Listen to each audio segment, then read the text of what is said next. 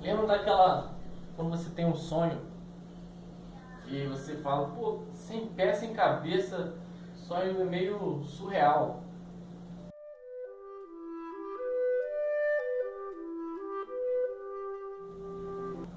Então, pessoal, bom dia.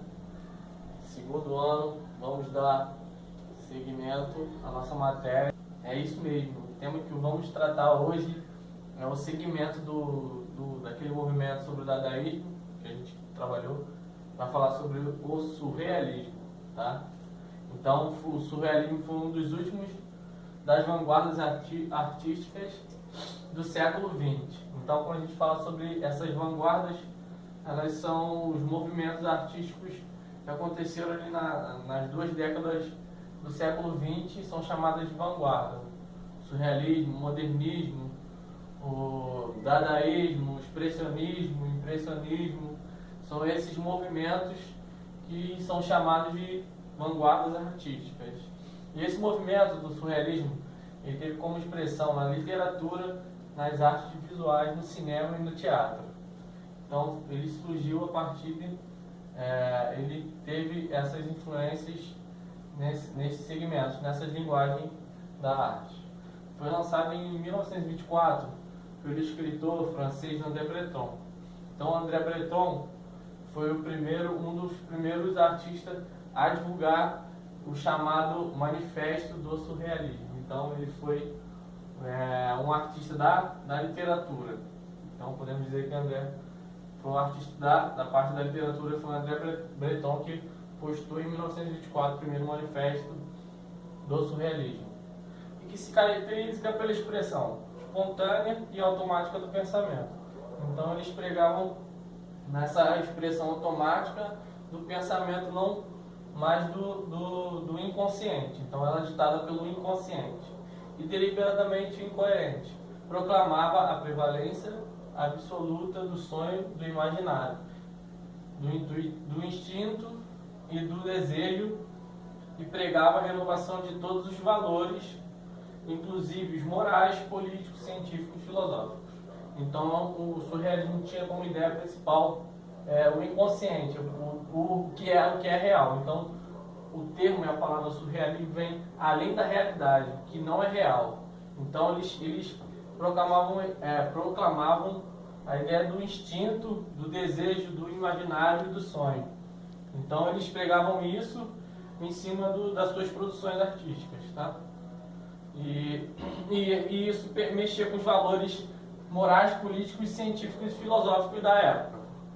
Então o surrealismo trouxe com ela a ruptura de, como eu falei, do como que é afinal a realidade.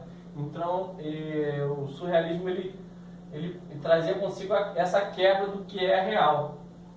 Seus expoentes nas artes plásticas foram Salvador Dalí, esse daqui, e quem não lembra dele também, numa série muito conhecida, que foi A Casa de Papel, aquela máscarazinha que representava, que era a foto do próprio Salvador Dalí. René Magritte, que vocês vão ver no final desse vídeo, e Juan Miró. Agora vamos falar sobre o principal influenciador desse movimento, que tinha também, que foi posterior ao dadaísmo. Então, a partir do dadaísmo também, ainda com a mesma influência do dadaísmo, o surrealismo também teve uma influência, que foi as guerras que aconteceram, e eles queriam sair um pouco dessa realidade, dessa temática da guerra, e foi muito triste. Então, o surrealismo foi sair um pouco dessa temática do real que estava acontecendo no momento, que era bem catastrófico e triste. Então, foi um outro fator determinante mais influenciador no surrealismo, foi a influência das teorias de Freud. Então o Freud teve essa ideia, foi no mesmo momento do surrealismo que surgiu essas ideias de Freud, que ele trabalhava com o inconsciente, com essas teorias de psicanalística, que trabalhava com o inconsciente da pessoa. Então ela foi influenciada pelas teorias psicanalíticas de Freud, e a partir daí os surrealistas começaram a seguir alguns métodos do Freud, que foi impedir esse controle na produção da obra ou na ação, desprendendo assim um pouco do inconsciente. Então eles controlavam o consciente, a nossa razão, para fazer as produções por meio inconsciente. E foi isso, tá?